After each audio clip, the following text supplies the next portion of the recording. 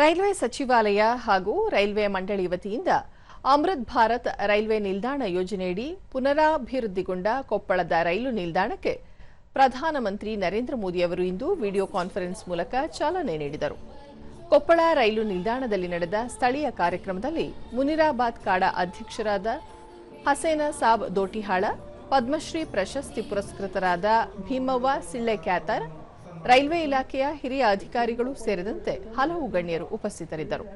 ಇದೇ ಸಂದರ್ಭದಲ್ಲಿ ಸಾಧಕ ವಿದ್ಯಾರ್ಥಿಗಳನ್ನು ಸನ್ಮಾನಿಸಲಾಯಿತು.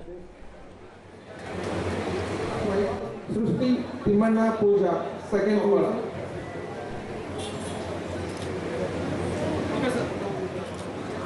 10th standard, government high school Koppal.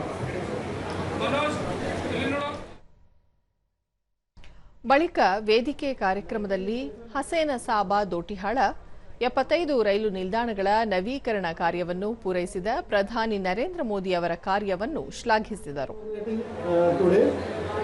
One is Koppal, another is Annawar, and third one is the Barami. And all stations are given the best, latest, considering the passenger comfort, all facilities. Railway ಅಧಿಕಾರಿ ಸಂಜೀವ್ ಕುಮಾರ್, ಕೊಪ್ಪಳ ರೈಲು ನಿಲ್ದಾಣದಲ್ಲಿ ಆಧುನಿಕ ಮೂಲಭೂತ ಸೌಕರ್ಯಗಳ ಜೊತೆಗೆ ಪ್ರಯಾಣಿಕರಿಗೆ ಅತ್ಯುತ್ತಮ ಸೇವೆ ನೀಡಲು ಇಲಾಖೆ ಸಂಪೂರ್ಣ ಸಜ್ಜಾಗಿದೆ ಎಂದು ಮಾಹಿತಿ ನೀಡಿದರು. ವಯಸ್ಸಾದವರಿಗೆ ಬಹಳ ತೊಂದರೆ ಆಗ್ತದೆ. ನಾವು ಈಗ ನೋಡಿದ್ರೆ ಆ ವ್ಯವಸ್ಥೆಯನ್ನು ನಮ್ಮ ಜನತೆಗೆ ಮಾಡಿಕೊಟ್ಟಿದ್ದಕ್ಕಾಗಿ ನಾನು ಡಿಪಾರ್ಟ್ಮೆಂಟಿಗೆ ಅಭಿನಂದನೆಗಳನ್ನು ಸಲ್ಲಿಸ್ತೇನೆ.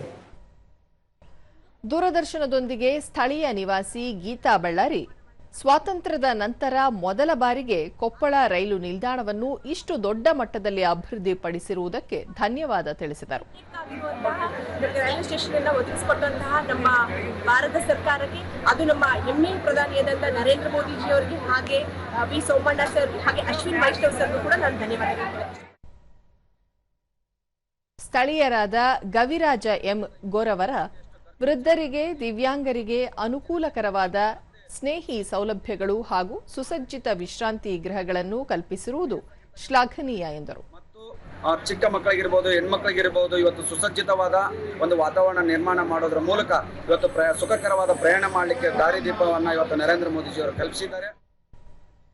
ವಿದ್ಯಾರ್ಥಿನಿ ಶಾಲಿನಿ, ರೈಲ್ವೆ ಇಲಾಖೆಯು ವಿದ್ಯಾರ್ಥಿಗಳಿಗೆ ಪ್ರಬಂಧ ಹಾಗೂ ಭಾಷಣ ಸ್ಪರ್ಧೆಗಳನ್ನು ಏರ್ಪಡಿಸುವ ಮೂಲಕ ಉತ್ತಮ ವೇದಿಕೆ ಕಲ್ಪಿಸಿದ್ದು ವಿಜೇತರಿಗೆ ಬಹುಮಾನ ವಿತರಿಸಿರುವುದು ಸಂತಸ ತಂದಿದೆ ಎಂದು ಕೃತಜ್ಞತೆ ಸಲ್ಲಿಸಿದರು. ಭಾಗವಹಿಸಿದ್ದೇನೆ, ಯಾಕೆಂದರೆ ರೈಲ್ವೆ ಸ್ಟೇಷನ್ ಬಗ್ಗೆ, ಆ ವಿಷಯದ ಬಗ್ಗೆ ಹಲವಾರು ವಿಚಾರ ಮತ್ತು ಚಿಂತನೆಗಳ ಕುರಿತು ಇಲ್ಲಿ ನಾನು ಮಾತನಾಡಿದ್ದೇನೆ. ತುಂಬಾ ಖುಷಿಯಾಗಿದೆ.